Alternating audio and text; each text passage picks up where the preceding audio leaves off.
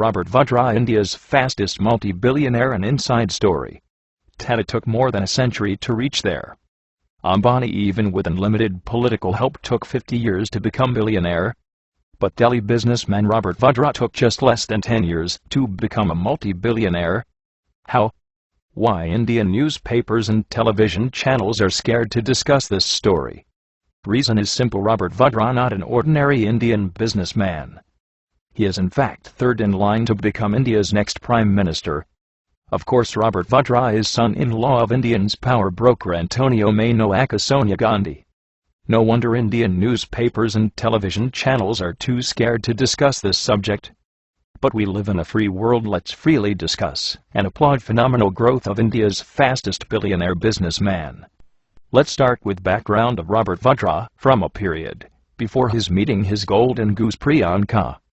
Robert in fact only half Indian. He was born to Rajendra and Maureen Vadra in 1969. Rajendra Vadra hails from Uttar Pradesh and Maureen Akamikdana of Scottish origin.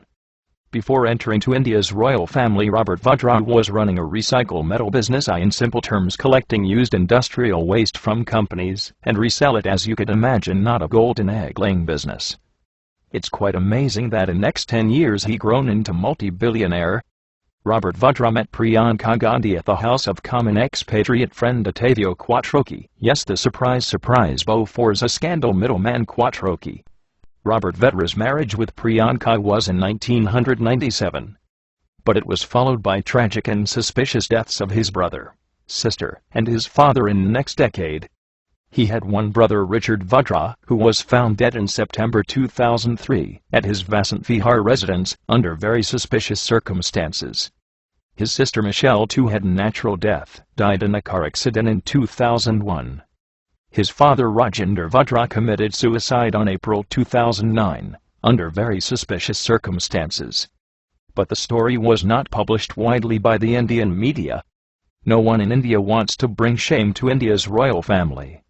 Recently, Economic Times and other finance newspapers disclosed the business empire Robert Vadra made in the last 10 years was truly eye-opener.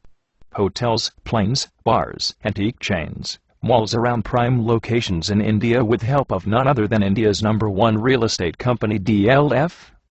Also part ownership in DLF Indian Premier League franchise. Most of independent analysts points these phenomenal growth points only one thing: absolutely and shameful corruption and favoritism to Robert Vadra, being Sonia Gandhi's son-in-law. Also remember, DLF was a major builder for scandalous Commonwealth Games in Delhi. We may not dig too much to find why Indian government protected and very reluctant to take actions against Indian Olympic Association President Suresh Kalmati. Surely Suresh Kalmati can blackmail Sonia's government, showing favoritism given to DLF because of Robert Vadra. Apart from DLF malls, Robert Vadra part owns many Hilton hotels, including Hilton Garden in New Delhi. It's very questionable that what kind of expertise will DLF or Hilton will get back from this recycle metal merchant Robert Vadra? Or he is lucky mascot to get through all regulatory hurdles in India? Also, he is in the list of 33 VIPs, accepted from security checks and frisking at airports and any Indian embassy, the only one without any government position. Other VIPs, like the Dalai Lama, Chief Justice of India, the President, the Prime Minister, and former presidents. No airport frisking will be very helpful for an antique chain owner like Robert Vadra, especially when he can easily transfer invaluable Indian antiques to his Italian retail shops. Robert Vadra got many business partnerships with India's biggest real estate company DLF. Cricket is India's next biggest money-spinning machine. No wonder Robert Vadra's association was sought by most of franchise owners.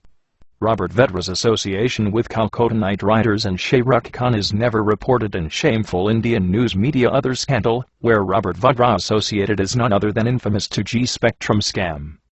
It's alleged that one of the biggest beneficiary companies, Unitech, is 20% owned by Robert Vadra. No wonder Indian government tried and still trying to derail all enquiries on 2G Spectrum scam, though many ex-ministers are in jail now. It's expected that due to involvement people like Robert Vadra, these case will never reach a decisive conclusion. After all, CBI is controlled by Indian Prime Minister Manmohan Singh, who is appointed by Robert Vadra's mother-in-law Sonia Gandhi. Media reports on Robert Vadra's association with Unitech were suppressed by media moguls in India. Other business Robert gained recent years includes prime properties all over India, especially commercial hubs, and a taxi business but for air taxis. Yes, poor man Robert owns few planes as well. Skylight Hospitality Pvt Ltd, a company wholly owned by Vadra, and his mother Maureen Vadra owns business hotel Hilton Garden Inn, in the upscale South Delhi business district Saket. The hotel is located within the DLF Place Mall, also known as DLF Courtyard. Also, several of Robert's companies have received unsecured loans. Unsecured loans are treated as bribe.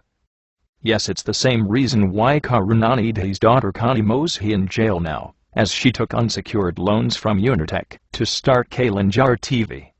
Same reason why Dayanidhi Maran facing jail term, as he took unsecured loans from Malaysian company via Aircel to his Sun network. So one rule for them and another rule for India's royal family.